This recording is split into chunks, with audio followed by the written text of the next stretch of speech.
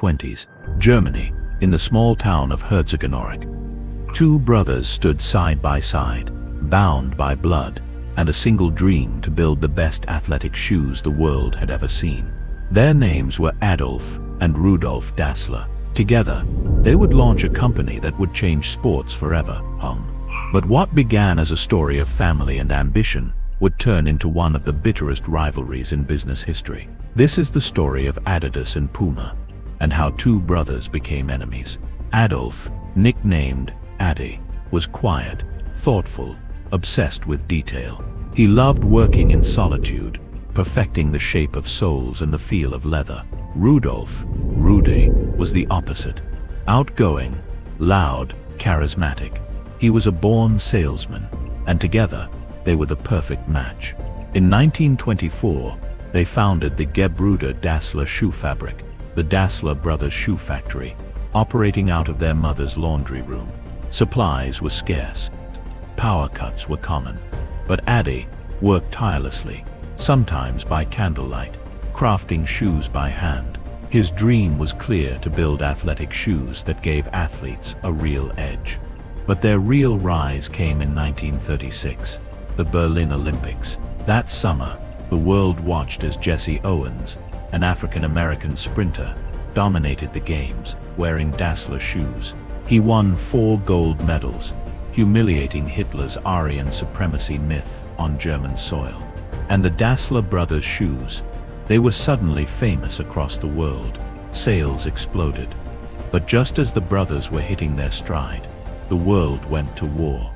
When World War II broke out, both Adi and Rudi were drafted. But Adi returned quickly to run the factory, which had been converted to produce military gear. Rudi, stationed elsewhere, grew suspicious. Letters between them turned cold. Accusations began. Rudi believed Adi had pulled strings to keep himself out of combat. Tensions worsened when American bombs fell near their home. As Adi and his wife rushed into a bomb shelter already occupied by Rudi's family, Adi muttered under his breath, "The dirty bastards are back again." He was referring to the Allied planes, but Rudi thought it was about him and his wife. That moment became a fracture that would never heal. In 1945, Rudi was captured by the Allies and imprisoned. He was convinced Adi had reported him as a Gestapo member, a claim Adi always denied.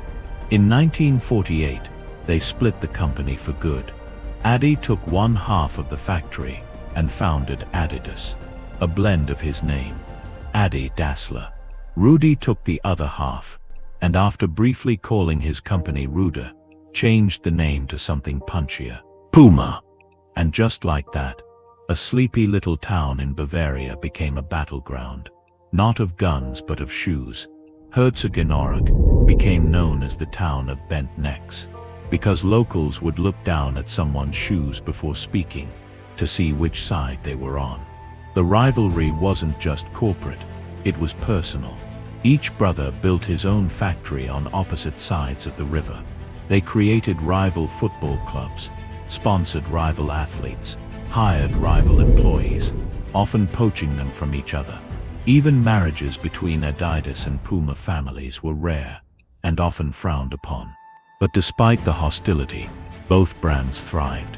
Adi focused on innovation. He obsessed over the athlete's experience, creating specialized shoes for running, football, and track.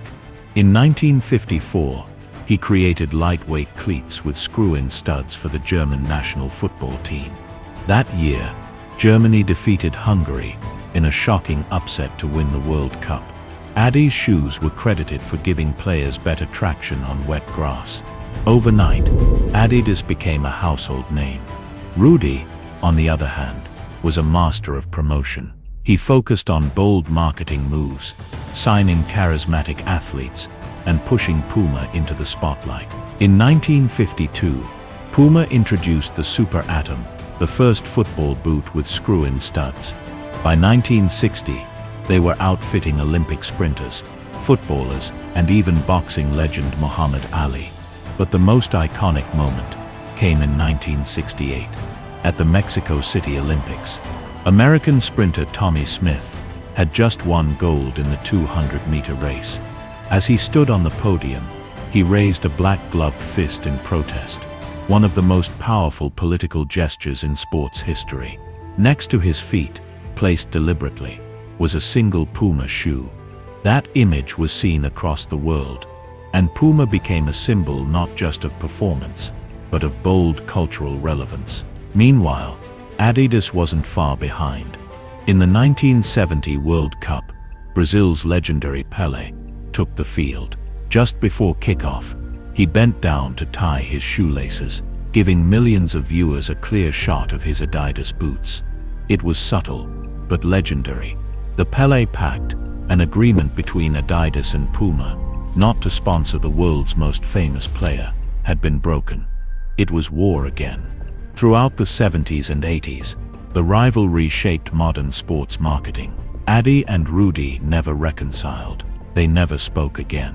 When Rudi died in 1974, Adi did not attend his funeral. 4 years later, Adi passed away too. They were buried in the same cemetery, but on opposite sides, as far away from each other as possible. And yet, in their feud, they had built something remarkable. They didn't just create shoe companies. They built two of the most powerful sports empires the world has ever known. Adidas became the icon of performance, worn by Olympic champions and streetwear legends alike. Puma became the rebel brand, fast, bold, and fiercely independent. Together they redefined what a sports brand could be. Their innovations shaped industries. Their rivalry pushed them to outdo one another, to the benefit of athletes everywhere. Today, the Dassler legacy is worn on fields, courts, and streets in every corner of the globe. The logos, 3 stripes, and the leaping cat represent more than companies. They represent a story of passion, pride, and a family torn apart by ambition. This isn't just the story of Adidas or Puma. It's the story of two brothers who dreamed together and then fought to build legacies apart. This is how rivalry built empires. This is Adidas and Puma.